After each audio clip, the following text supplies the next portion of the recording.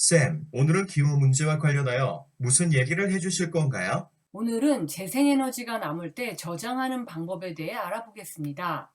재생에너지로 각광받는 태양광과 풍력 발전은 많은 장점을 갖고 있음에도 불구하고 자연 조건에 의지하므로 간헐적입니다. 이러한 근본적인 특성은 전력 공급의 안정성을 요구하는 사용자 입장에서는 문제가 될 수 있습니다. 햇빛과 바람은 하루 24시간 365일 내내 존재하지 않고 간헐적입니다.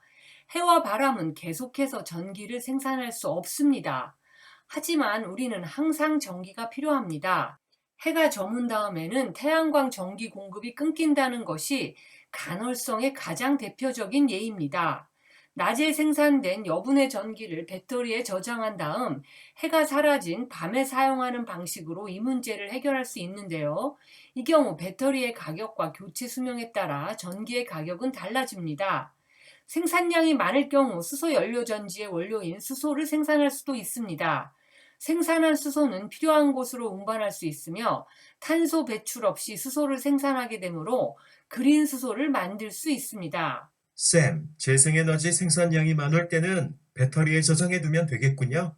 어떤 배터리들이 있는지요? 배터리는 손전등, 스마트폰 및 전기자동차와 같은 전기장치에 전원을 공급하기 위해 화학적 에너지를 전기로 변환하여 저장하고 직류 전력을 생산하는 한 개 이상의 셀로 이루어진 장치입니다.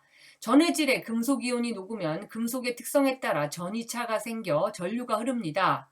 따라서 두 극판을 만들고 여기에 전선을 연결하면 전류가 공급됩니다. 볼타가 처음 만든 전지는 장시간 동안 안정적인 전압을 출력합니다. 1차 전지는 일반 가정에서 사용하는 건전지처럼 한번 쓰고 나면 다시 충전해서 쓸 수 없는 전지를 말하는데요. 1차 전지에는 알칼리 전지, 건전지, 수은 전지, 리튬 전지 등이 있습니다. 2차 전지는 다시 충전해서 사용할 수 있는 충전지를 통칭하는데요. 니켈, 카드뮴 전지, 니켈 수소 전지, 리튬 이온 전지, 리튬 이온 폴리머 전지, 납축 전지 등이 있습니다. 2차 전지 시장을 리튬이온 전지가 주도하고 있는데요. 그 이유는 기존 2차 전지의 단점이었던 메모리 현상이 없기 때문이었습니다. 메모리 현상이란 완전히 방전되지 않은 상태에서 충전할 경우 배터리 수명이 줄어들게 되는 현상을 말합니다.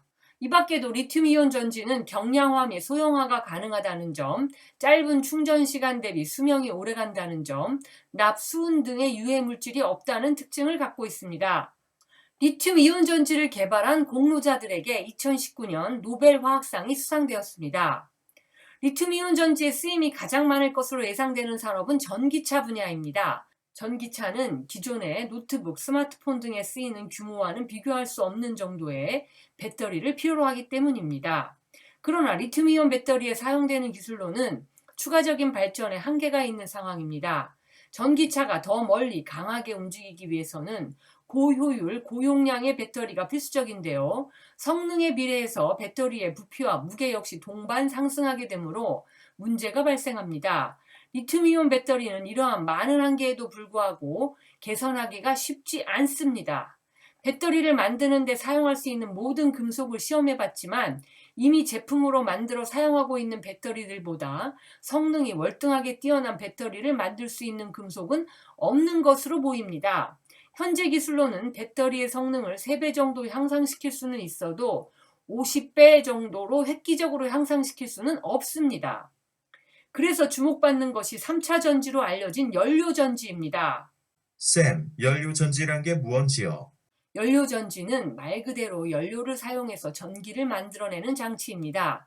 연료전지와 배터리는 큰 차이가 있는데요. 배터리가 전기를 저장하는 장치라면 연료전지는 전기를 만들어내는 발전기와 같은 장치입니다. 따라서 배터리는 그 자체만 갖고 있으면 전력원으로서 사용 가능하지만 연료전지는 수소나 산소 같은 연료를 내부에 넣어 반응시켜야 전력원으로서 사용 가능합니다.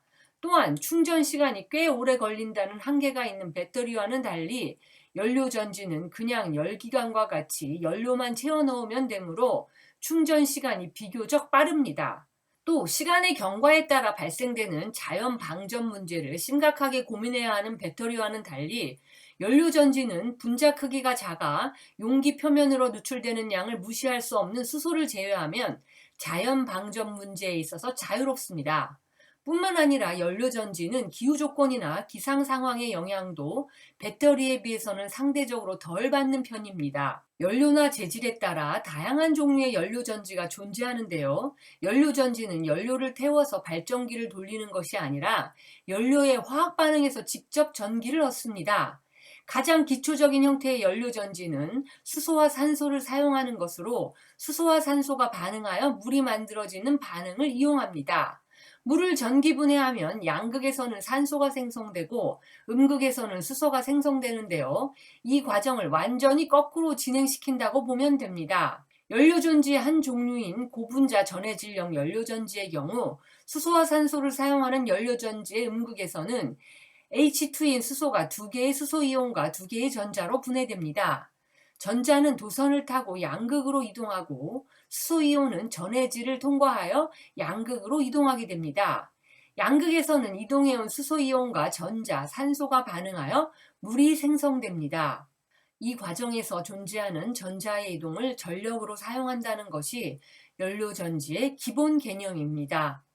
메탄올 등의 알코올을 사용하는 연료전지도 있고 주스에 있는 당으로 작동하는 연료전지도 있습니다. 천연가스나 석유 등을 그대로 연료전지에 넣고 돌리기 위한 연구는 많이 하고 있으나 따로 생산 정지하는 수소와 달리 천연가스 등을 바로 집어넣을 것을 전제로 하기 때문에 황화물 등의 불순물이 연료에 들어갑니다.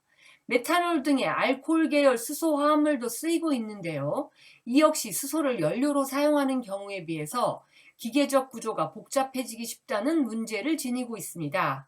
여러 재료 중 수소야말로 연료전지 배터리의 핵심 성분입니다.